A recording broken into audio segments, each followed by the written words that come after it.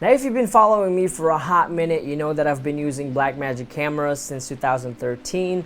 For the longest time, Blackmagic Design have been breaking down barriers and doing some amazing innovations. But is it time for me to look into another company? More specifically, Zcam. Now, I'll be honest, I was not impressed with the Zcam E2 4K when I rented it out last year, so I passed on it after testing it out a little bit. However, I decided to give Zcam's new lineup a try.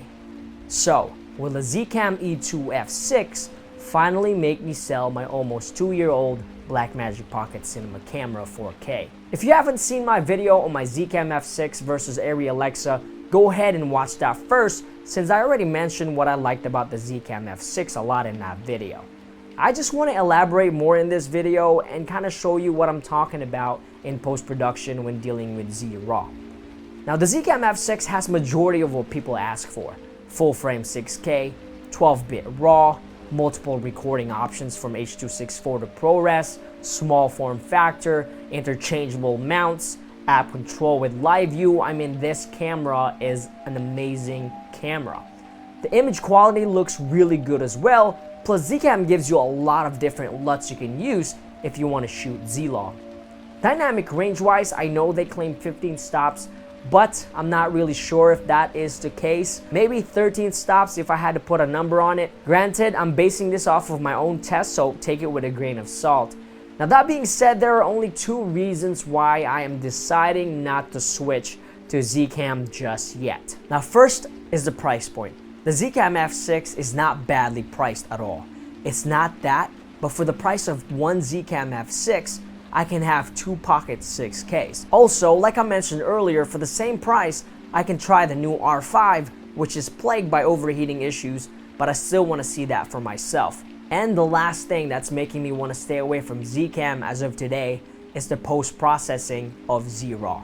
Now, I got super excited when I found out that the Zcam came out with an Adobe Premiere plugin for developing Z-RAW. Granted, you will need a decent rig for this, which I thought I had. Apparently, I did not have it. Alright guys, so what we're going to do now is we're going to go ahead and take a look at the Z-RAW plugin in Adobe Premiere. I know I talked a lot about it from my last video, but I'm kind of here to show you guys why that is. So what we have here is we have 2 files, both Z-RAW files. We got this one and we got the right one.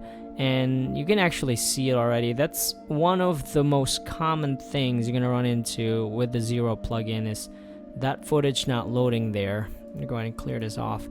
And then if you look at my memory card, and this is the Zcam F6's memory card, you're gonna see that really often, that offline video, right? Look at this.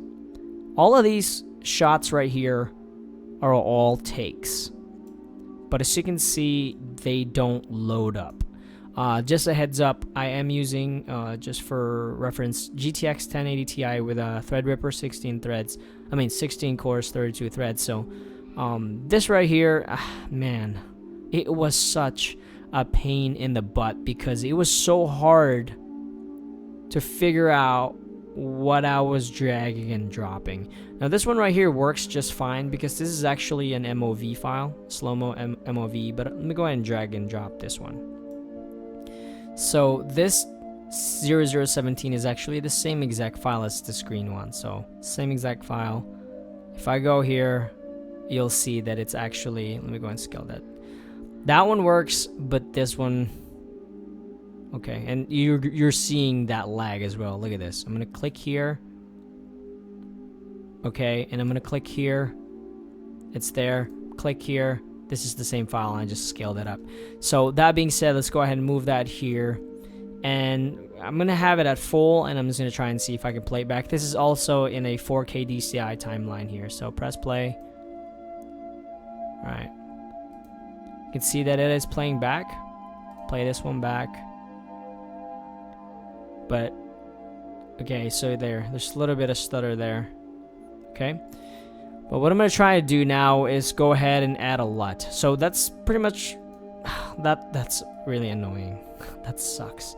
But if you go click the clip and go here, you can access the 0 source settings. 400 ISO temperature, and there you go. You can go all the way up to 5,000, 51,200. And then temperature and tint. But to actually color correct this, I'm gonna have to go to the color tab here.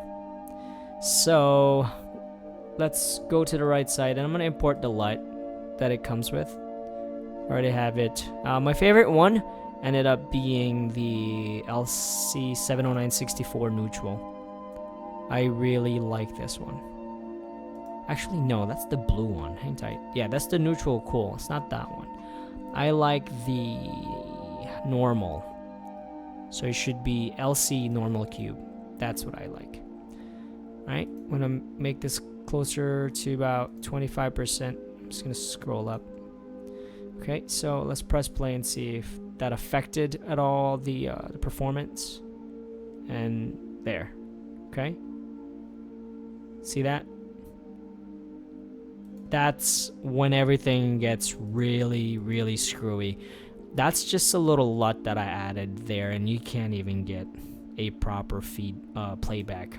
Now overall, the new Zcam lineup is a really good lineup. What I'm most excited about is how young the company Zcam is. If Zcam keeps up with this pace, I strongly believe we have the next Blackmagic design when it comes to camera innovations.